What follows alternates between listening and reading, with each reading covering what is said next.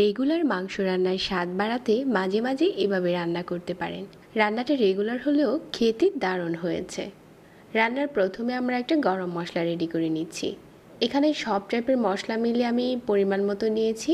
আর এই গরম মশলার উপরে আগে থেকে একটা ভিডিও আমার চ্যানেলে দেওয়া আছে, চাইলে ওইটাও দেখে নিতে পারেন। এই গরম মশলাটা গুঁড়ো করে একটা কৌটোতে রেখে দিচ্ছি। আজকে রান্না এটা নিয়ে নিব। আর রান্নার জন্য আমি এখানে 2 কেজি গরুর মাংস নিয়েছি। প্রথমে চুলায় একটা পাত্রে এই 2 কেজি গরুর মাংসের মাঝে আমি দিয়ে দিচ্ছি 1 কাপ রান্নার তেল। তারপর এখানে 7 থেকে 8টার মতো নিয়ে নিচ্ছি পেঁয়াজ কুচি।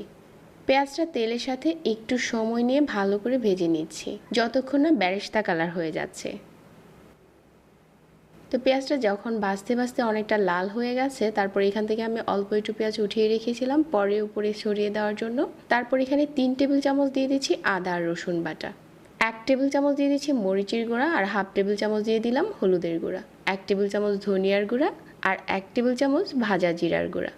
যে গরম মশলাটা আমরা আগে থেকে বানিয়েছিলাম ওইখান থেকে দিয়ে দিচ্ছি 1 চা চামচ। তারপর অল্প একটু পানি দিয়ে মশলাটাকে কষিয়ে নিচ্ছি ভালো করে, যতক্ষণ না তেলটা উপরে উঠে আসছে। তেলটা উপরে উঠে গেছে, এখন এখানে স্বাদ মতো লবণ দিয়ে দিচ্ছি আর দিয়ে দিচ্ছি মাংসগুলো দেওয়ার পর নেড়েচেড়ে ভালো করে মিশিয়ে নিচ্ছি। মশলার সাথে মাংসটা ভালো করে নেড়েচেড়ে মিশিয়ে নেওয়ার পর আমি এখানে ঢাকনা দিয়ে ঢেকে দেব। যতক্ষণ না এই মাংসটা থেকে পানি উঠে আসছে ততক্ষণ মিডিয়াম আঁচে রান্না করে নিচ্ছি। এই পর্যায়ে চুলার আঁচটা একটু বাড়ানো থাকবে। তো অনেকটা পানি উঠেছে মাংস থেকে, তবে এই পানিতে কিন্তু আমাদের রান্নাটা হবে না। আমি এখানে আরও একটু গরম পানি অ্যাড করে দিচ্ছি।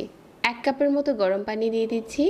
আর মাংস থেকে যেই পানিটা উঠেছে সব মিলিয়ে যাতে রান্নাটা কমপ্লিট হয়ে যায়, এখানে আর কোনো রকম ঝোলের দরকার হবে না। ঢাকনা দিয়ে ঢেকে বেশ কিছুক্ষণ কষিয়ে নিচ্ছি। তারপর উপরে আলু দিয়ে দিচ্ছি। আলুটা চাইলে স্কিপ করা যাবে। আর দিয়ে দিচ্ছি পেঁয়াজ বেরেস্তা। এই পর্যায়ে পেঁয়াজ বেরেস্তা আর আলুটা দিয়ে আবারও নেড়েচেড়ে মিশিয়ে আরও কিছুক্ষণ রান্না করে নিচ্ছি। এই সময় চুলার আঁচ একদম কমিয়ে রাখবো, যাতে করে আলুটা সিদ্ধ হয়ে যায়। আর মাংস আমাদের আগে থেকেই সিদ্ধ হয়ে গেছে। এখন আলুটাও সিদ্ধ হয়ে গেছে আর মাংসের তেলটা উপরে উঠে এসেছে। এই পর্যায়ে যে গরম মশলাটা আগে থেকে রেখেছিলাম ওইটা থেকে আরও 1/4 চা চামচ ছড়িয়ে দিলাম উপরে আর নেড়েচেড়ে মিশিয়ে নিচ্ছি। আমাদের ঝাল মাংসটা রান্না করা হয়ে গেছে। একদম ঘরোয়া মশলায় আপনি দারুণ স্বাদের একটা মাংস রান্না করতে পারবেন। একদম বাবুর্চির মতো হবে আজকের এই রান্না। সহজ রেসিপিগুলো যাদের ভালো লাগে পেজ ফলো করতে ভুলবেন না। আজকের রেসিপি দেখার জন্য সবাইকে ধন্যবাদ জানিয়ে এখানেই বিদায় নিচ্ছি। আল্লাহ হাফেজ।